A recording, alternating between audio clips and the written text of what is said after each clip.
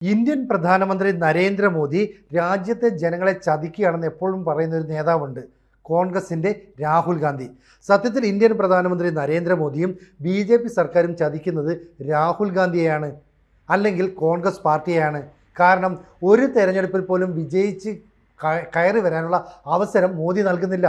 എന്തൊരു ചതിയാണ് ചെയ്യുന്നത്. കാരണം ഈ രാഹുൽ ഗാന്ധി അധികാരത്തിലെത്തിയതിന് ശേഷം, അതായത് ഈ കോൺഗ്രസിൻ്റെ തലപ്പത്തെ അധികാരത്തിൽ അവിടെ എത്തിയതിന് ശേഷം തുടർച്ചയായി തോൽവികളുടെ ഒരു പരമ്പര തന്നെ കോൺഗ്രസ് പാർട്ടിക്ക് നേരിടേണ്ടി വന്നു. ഇതുവരെയുള്ള പരാജയത്തിൻ്റെ എണ്ണമെടുത്താൽ ഏതാണ്ട് 95ഓളം നിയമസഭാ മത്സരങ്ങളിലാണ് കോൺഗ്രസ് പരാജയപ്പെട്ടത്. 3 ലോക്സഭാ തെരഞ്ഞെടുപ്പുകളിലും പരാജയപ്പെട്ടു. ഇത്രയും സമയത്തും കോൺഗ്രസിൻ്റെ തലപ്പത്തിരിക്കുന്നത് രാഹുൽ ഗാന്ധിയാണ്. ഒരു പക്ഷേ ഇത്രത്തോളം പരാജയങ്ങൾ ഏറ്റുവാങ്ങേണ്ടി വന്ന ഒരു കോൺഗ്രസ് ലീഡർ ആ പാർട്ടിയുടെ ചരിത്രത്തിൽ വേറെ ഉണ്ടാകില്ല.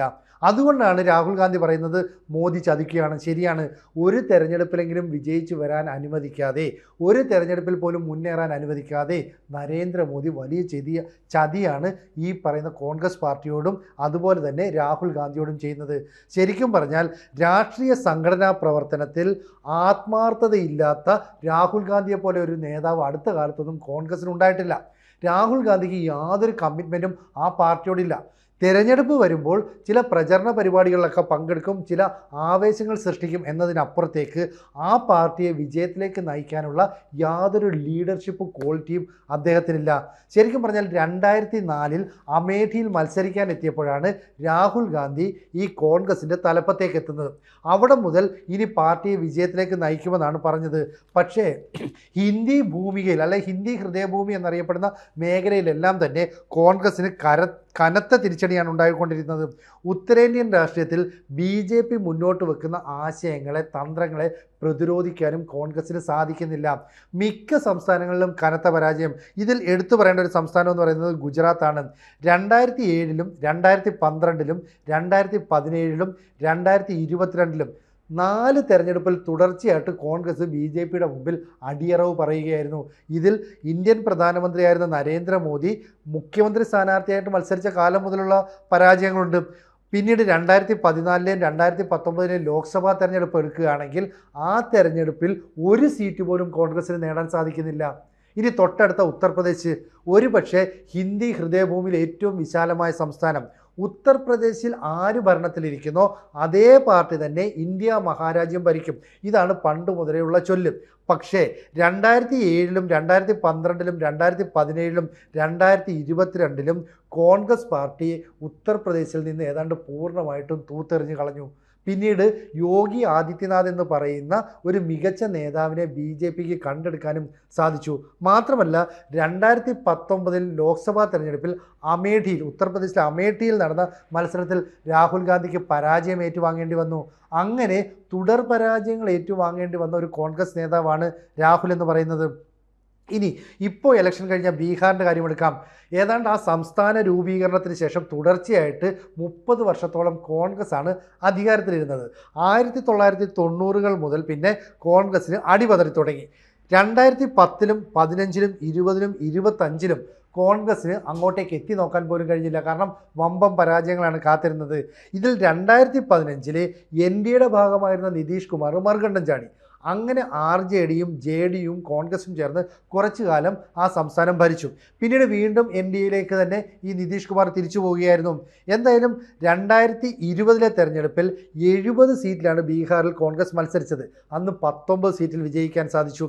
എന്നാൽ 2025 ആയപ്പോൾ 61 സീറ്റിൽ മത്സരിച്ച കോൺഗ്രസിന് 6 സീറ്റുകളിൽ മാത്രമാണ് വിജയിക്കാൻ കഴിഞ്ഞത്. അപ്പോൾ പാറ്റ്നയിൽ വലിയ ഓളമൊക്കെ ഉണ്ടാക്കാൻ രാഹുൽ ഗാന്ധിക്ക് സാധിച്ചു. വോട്ട് അധികാർ യാത്രയൊക്കെ സംഘടിപ്പിച്ച് തേജസ്വി യാദവിനെ, അതായത് RJD നേതാവിനെയൊക്കെ കൂടെ കൂട്ടി, ഇടതുപക്ഷ നേതാക്കളെയൊക്കെ കൂട്ടി വലിയ ആവേശം സൃഷ്ടിച്ചു. മഹാസഖ്യത്തിന് ഇലക്ഷനിലേക്ക് കാലെടുത്ത് വെക്കാൻ, അല്ലെ ഇലക്ഷൻ്റെ കളത്തിലേക്ക് ചുവട് വെക്കാനുള്ള എല്ലാ പദ്ധതികളും ആസൂത്രണം ചെയ്തു. അതൊക്കെ ശരിയാണ്. പക്ഷേ റിസൾട്ട് വന്നപ്പോൾ എന്തു പറ്റി? മഹാസഖ്യം ദയനീയമായി പരാജയപ്പെടുന്നു. ഇതിന് കാരണം സെപ്റ്റംബർ 1-നാണ് രാഹുൽ ഗാന്ധി പാറ്റ്ന വിട്ടുപോകുന്നത്. അന്ന് പറഞ്ഞത് 5 ലാറ്റിൻ അമേരിക്കൻ രാജ്യങ്ങൾ സന്ദർശിക്കാൻ പോകുന്നു. പക്ഷേ തിരിച്ചു വന്നെങ്കിലും രാഹുൽ ഗാന്ധി ഇങ്ങോട്ട് വന്നില്ല. പകരം പകരം ഈ പറയുന്ന മധുരക്കടയിൽ ചെന്നിട്ട് ലഡു ഉണ്ടാക്കാൻ നോക്കുന്നു. ഡൽഹിയിൽ ഗുഡ്ഗാവിൽ പോയിട്ട് അവിടുത്തെ പിസ്സ കടയിൽ കയറി പിസ്സ കഴിക്കുന്നു. അപ്പോഴും ഈ തെരഞ്ഞെടുപ്പ് പ്രചരണത്തിന് വരുന്നില്ല. ഒടുവിൽ ഒക്ടോബർ മാസം 9 പാറ്റ്നയിൽ ഈ തെരഞ്ഞെടുപ്പ് ഒന്നാം ഘട്ടം നടക്കുന്നതിന് ഒരാഴ്ച മുമ്പ് അവിടേക്ക് വീണ്ടും പ്രചരണത്തിന് വരുന്നു. അതുകൊണ്ട് വലിയ ഓളം ഉണ്ടാക്കാൻ സാധിച്ചില്ല. എന്തിന്? കൃത്യമായിട്ട് പറഞ്ഞാൽ ഒന്നാം ഘട്ട തെരഞ്ഞെടുപ്പ് തുടങ്ങുന്നതിന് തൊട്ട് തലേ ദിവസം അന്ന് പറഞ്ഞു മഹാസഖ്യം BJPയുടെ മുമ്പിൽ പരാജയപ്പെടും. പറയുന്നതാരാ? കോൺഗ്രസിനെ നയിക്കേണ്ട നേതാവായ രാഹുൽ ഗാന്ധി. അപ്പോൾ നമുക്ക് ഒരു കാര്യം മനസ്സിലായി, അവിടുത്തെ പാർട്ടി നേതാക്കൾക്കൊക്കെ തന്നെ യാതൊരു പിന്തുണയും രാഹുൽ ഗാന്ധി നൽകുന്നില്ല. ഇത്രയും അധപ്പതിച്ച ഒരു നേതാവ് കോൺഗ്രസിലുണ്ടോ? അപ്പോൾ രാഹുൽ ഗാന്ധി പറഞ്ഞത് സത്യമാണ്. കാരണം ഞങ്ങളെ ചതിച്ചുകൊണ്ടിരിക്കുന്നത് ഇന്ത്യൻ പ്രധാനമന്ത്രി മോദിയാണ്. കാരണം ഒരു സംസ്ഥാനങ്ങളിലും വിജയിക്കാൻ സാധിക്കുന്നില്ല. ഇനി അവശേഷിക്കുന്ന ഒരു സഹായം ചെയ്തു കൊടുക്കാൻ കഴിയുന്ന എന്താ? 1-2 തെരഞ്ഞെടുപ്പിലൂടെ പരാജയപ്പെടുത്താനായിട്ട് ഈ കോൺഗ്രസിനെ സഹായിച്ചാൽ മോദി സഹായിച്ച് 100 പരാജയങ്ങളുടെ റെക്കോർഡ് നേടിയെടുക്കാൻ രാഹുൽ ഗാന്ധിക്ക് കഴിയും. അതിനപ്പുറത്തേക്ക് എന്ത് ചെയ്യാനാണ് കഴിയുന്നത്? അപ്പോൾ ഇത്രയും കാലം നെഹ്റു കുടുംബത്തിന് ആധിപത്യമുള്ളതാണ് ഇന്ത്യൻ പ്രധാനമന്ത്രി കസേര, ഞങ്ങളുടെ അവകാശമാണെന്നൊക്കെ കരുതിയിരുന്ന ഒരു പാർട്ടിയെ ഇന്ത്യ മഹാരാജ്യത്തെ ജനങ്ങൾ ഏതാണ്ട് തൂത്തെറിയുന്ന ഒരു കാഴ്ചയാണ് ഇപ്പോഴുള്ളത്. അതുകൊണ്ട് തന്നെ ഇനിയും പ്രധാനമന്ത്രി പദം സ്വപ്നം കണ്ട് മുന്നോട്ട് പോകാൻ രാഹുലിന് കഴിയുമോ എന്നുള്ളത് സംശയമാണ്. ഇവിടെ രാഹുൽ ഗാന്ധി പറഞ്ഞ കാര്യങ്ങൾ സത്യമായി ഭവിക്കുന്നു എന്നുള്ളത് മാത്രമാണ് ആശ്വാസം നൽകുന്നത്. ആ സത്യമെന്ന് പറയുന്നത് ഒരു സംസ്ഥാനത്തിലും ഭരണത്തിലെത്താൻ അനുവദിക്കാതെ ചതിക്കുകയാണ്. ഒരു ലോക്സഭാ തെരഞ്ഞെടുപ്പിലും വിജയത്തിലേക്ക് എത്താൻ കഴിയാതെ കോൺഗ്രസിനെ ചതിക്കുകയാണ്. ഇതാണ് രാഹുൽ പറഞ്ഞ മോദിയുടെ ചതി. രാഹുൽ ഈ പാർട്ടിയിലേക്ക് തെരഞ്ഞെടുപ്പിന് വരാതിരുന്നു, അല്ലെ 2ാം ഘട്ടമൊക്കെ ആയപ്പോൾ അകന്നു നിന്ന സമയത്ത് BJP തങ്ങൾ തന്ത്രപരമായ നിലപാടുകൾ അവിടെ സ്വീകരിക്കുന്നു. ഇന്ത്യൻ പ്രധാനമന്ത്രി നരേന്ദ്രമോദി, ആഭ്യന്തരമന്ത്രി അമിത്ഷാ, പ്രതിരോധ മന്ത്രി രാജ്നാഥ് സിംഗ്, ഉത്തർപ്രദേശ് മുഖ്യമന്ത്രി യോഗി ആദിത്യനാഥ് ഇവരെല്ലാം തന്നെ കളം പിടിക്കുന്നു. വിവിധ തെരഞ്ഞെടുപ്പ് റാലികളിൽ പങ്കെടുക്കുന്നു, തെരഞ്ഞെടുപ്പ് യോഗങ്ങളിൽ പങ്കെടുത്ത് സംസാരിക്കുന്നു. അതുപോലെ തന്നെ മികച്ച വാഗ്ദാനങ്ങൾ, ആ രാഷ്ട്രീയ പാർട്ടിയുടെ നീക്കങ്ങൾ ഇതെല്ലാം തന്നെ ജനങ്ങൾക്ക് മുമ്പിൽ വിശദീകരിക്കുന്നു. അങ്ങനെ ആ ജനതയെ പൂർണ്ണമായിട്ടും കയ്യിലെടുക്കാൻ സാധിച്ചു. ഒപ്പം ഈ തെരഞ്ഞെടുപ്പ് പട്ടിക അല്ലെങ്കിൽ ഈ വോട്ടർ പട്ടികയിൽ ഉണ്ടായിരുന്ന നിരവധി ആളുകളെ, ലക്ഷക്കണക്കിന് ആളുകളെ ഒഴിവാക്കി അത് വലിയൊരു തന്ത്രമാക്കി ഉപയോഗിക്കാൻ കോൺഗ്രസ് ശ്രമിച്ചു. വോട്ട് ചോരി എന്നൊക്കെ പറഞ്ഞിട്ട്, അല്ലെ വോട്ട് കൊള്ള എന്നൊക്കെ പറഞ്ഞ് നടത്താൻ ശ്രമിച്ചു. പക്ഷേ ജനങ്ങൾ അതിനെല്ലാം തള്ളിക്കളഞ്ഞു. അപ്പോൾ കൃത്യമായ പോളിംഗ് നടന്നതോടുകൂടി 2 ഘട്ടങ്ങളിലായിട്ട് ബീഹാറിൻ്റെ ചരിത്രത്തിൽ ഇതുവരെ ഉണ്ടാകാത്ത അത്ര മികച്ച പോളിംഗ് ഉണ്ടായി. അതിൻ്റെ ഫലമുണ്ടാകുകയും ചെയ്തു. കോൺഗ്രസിനെ പരാജയപ്പെടുത്തി 3-2 ഭൂരിപക്ഷത്തോടെയാണ് ഇപ്പോൾ NDA സഖ്യം അവിടെ അധികാരത്തിലേക്ക് എത്തുന്നത്. അപ്പോൾ കോൺഗ്രസ് എന്ന് പറയുന്ന രാഷ്ട്രീയ പാർട്ടിയെ പൂർണ്ണമായിട്ടും ഇല്ലാതാക്കാൻ വേണ്ടി ജനിച്ച ഒരു നേതാവെന്നാണ് ഇപ്പോൾ രാഹുൽ ഗാന്ധിയെ വിശേഷിപ്പിക്കുന്നത്. ജോർജ് സോറോസ് ഉൾപ്പെടെ അദ്ദേഹം ഫണ്ട് ചെയ്യുന്ന NGOകൾ ഉൾപ്പെടെയൊക്കെ തന്നെ രാഹുൽ ഗാന്ധിക്കായിട്ട് ഒരുപാട് അജണ്ടകൾ സെറ്റ് ചെയ്യുന്നുണ്ട്. ഈ പറയുന്ന സോണിയാഗാന്ധി ഒരുപാട് സൗകര്യങ്ങൾ ഒരുക്കി കൊടുക്കുന്നുണ്ട്. പക്ഷേ അതൊന്നും ഫലിക്കുന്നില്ല. മാത്രമല്ല, എന്തുകൊണ്ട് ഈ പരാജയം സംഭവിക്കുന്നു എന്നതിനെക്കുറിച്ച് കൃത്യമായിട്ട് പഠിക്കുന്നില്ല. ഒരു രാജ്യത്ത് അല്ലെ ഒരു സംസ്ഥാനത്ത് തെരഞ്ഞെടുപ്പ് പ്രചരണമൊക്കെ കഴിയുമ്പോൾ പിന്നെ രാഹുൽ ഗാന്ധിയെ കാണാനില്ല, അപ്രത്യക്ഷനാണ്. പിന്നെ ഏതെങ്കിലും രാജ്യത്ത് നിൽക്കുന്ന ചിത്രങ്ങൾ അപ്പുറത്ത് വരുന്നത്.